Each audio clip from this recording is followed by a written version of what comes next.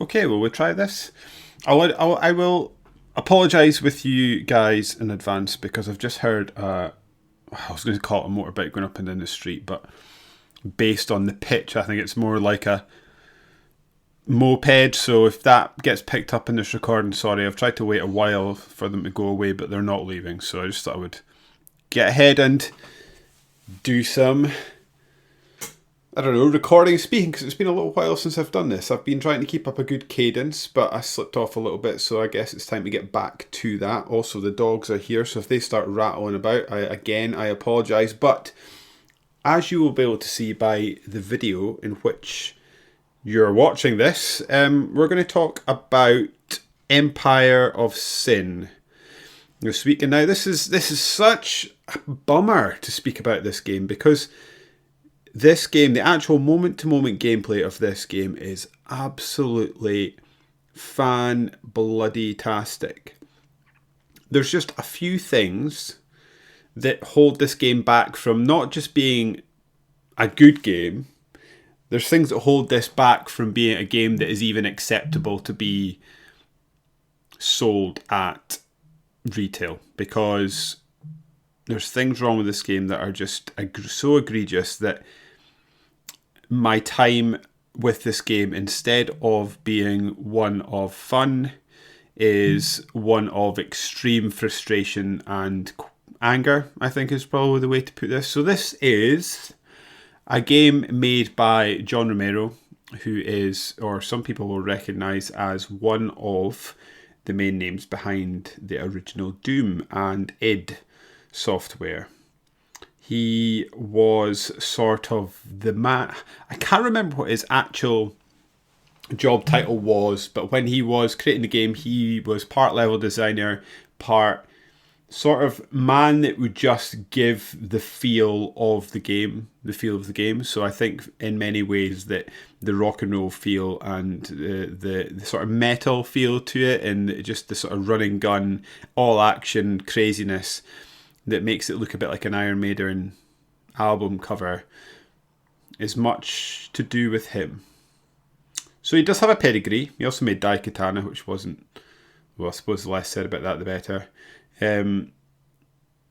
But yeah, this is a game that is, I'm trying to think of the best way to describe this. In a nutshell, if I was to get in a lift with someone and they were like, right, you've not got long to explain to people what this game is about. Essentially, this is a turn-based fighting game of the likes of XCOM, meaning that when your characters die, they die for good, and you need to recruit new ones into your team. This is essentially, if you think about it, yes. I'm always loath to liken a game to another game in case the people listening to this haven't played the game before, but let me give you the quick overview and then we'll go a little bit deeper into that. This is basically, for all intents and purposes, XCOM if it was set during the Prohibition era in the United States. You take on the role of a gang leader, and it's your job to sort of grow your gang, develop your gang, and start moving into other gangs' territories across Chicago. I was going to say New York there, but it's not, Chicago, to eventually become the one de facto big gang. The game encourages a lot of replayability because there are many options for different gang leaders. You can be like the classic Italians, which are like the mafia knockoffs.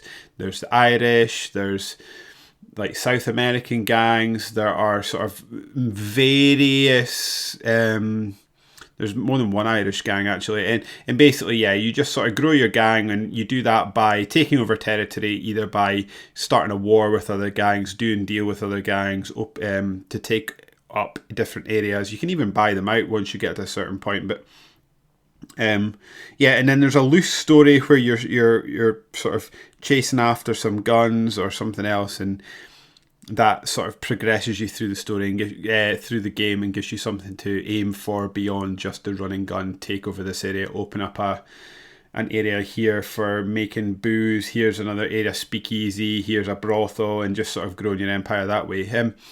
The main problem I have with this game, because this actual moment-to-moment thing is very, very good and very, very satisfying.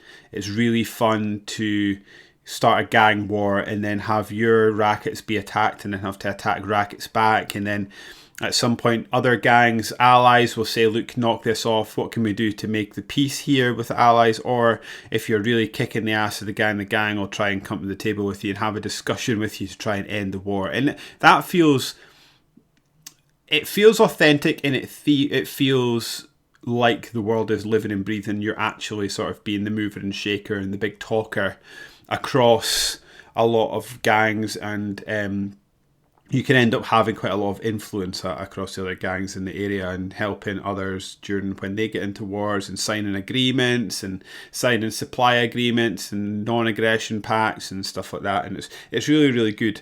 I think that it's becomes a little bit repetitive after a while. So the good thing about XCOM is it has it just feels a bit, there's more variety to the combat in XCOM, and it's a bit more compact and a bit more directed, so that you feel like you're always working on something. In this one, you're just working on making your gang bigger, and all this does is make the encounters larger than they would be when you start off. You start off with maybe like 2, 3, 4 people in each encounter, to all the way up to 8, I think it gets to, and all that does is make the fights longer and things like that. And once even the sort of areas start to repeat themselves, I think I would have liked the game to even be maybe half the size it was. I mean, there is quite a lot of flexibility in this game, but I think what would have been better is, because honestly, I think there's about 12 to 15 different gang leaders. If they could have maybe done a little thin story for each one, make them play in slightly different ways, because for the most part they do play in the same ways, and you end up hiring the same gang members to go with you. The only way it plays differently is the gang leader has their own unique moves, and that's fine, but eventually that again does become a bit boring. So what I was saying is, I would have quite liked to see this game, maybe you've got an evening to play, an hour or two, and you could get through a run, a bit like a short Civ game, where you would get through a run, complete it, and then next time you sat down to play the computer, you would pick up a different gang member and do something different and have a bit more variety to it. Because I found that the areas you would go into started repeating themselves, and there was really, in my experience, no difference between fighting one gang versus another gang, and that's a shame. But again, I was going to say this is a budget title. I guess it is a budget title, but it doesn't feel like a budget title from price. It's quite an old game now, and it's still relatively expensive. So they're presenting it like a bigger game than it actually is, which is a real shame.